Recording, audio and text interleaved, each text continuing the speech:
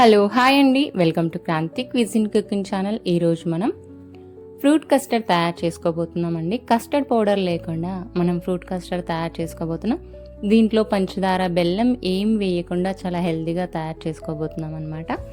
అలాగే ఇది చేసుకోవడం కూడా చాలా సులువుగా తయారు చేసుకోవచ్చు. టేస్ట్ అయితే చాలా బాగుందండి. ఇక తయారీ విధానానికి వస్తే ముందుగా ఒక బౌల్ తీసుకొని దాంట్లో ఒక 10 కాజు, ఒక 10 బాదం వేసుకోండి పొట్టు తీసి. అలాగే పూల్ మకానా వేసుకోండి ఒక చిన్న కప్పు, కొంచెం కుంకుమ పువ్వు, 2 టేబుల్ స్పూన్ల పొద్దుతిరుగుడు గింజలు, అలాగే వేడి పాలు వేసుకొని ఒక అర గ్లాసు మూత పెట్టేసుకొని ఒక 2 గంటల పాటు పక్కన పెట్టేసుకోండి. ఇలా నానబెట్టుకున్న తర్వాత ఇది మిక్సీ జార్లో వేసుకొని ఒక 4 టేబుల్ స్పూన్ల తేనె వేసుకోండి. తేనె కాకపోతే ఇక్కడ డేట్స్ వేసుకోండి. ఇప్పుడు ఇలా మెత్తగా పేస్ట్ పట్టుకున్న తర్వాత ఒక యాపిల్ తీసుకొని సన్నగా కట్ చేసి పెట్టుకోండి.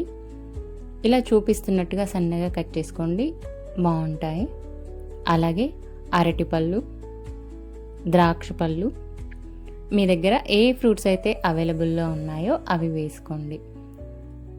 సన్నగా కట్ చేసి పెట్టుకున్న ద్రాక్ష పళ్ళు, అరటిపళ్ళు, అలాగే ఒక కప్పు దానిమ్మ గింజలు, ఒక కప్పు నల్ల ద్రాక్ష, అలాగే సన్నగా కట్ చేసి పెట్టుకున్న యాపిల్ వేసుకోండి.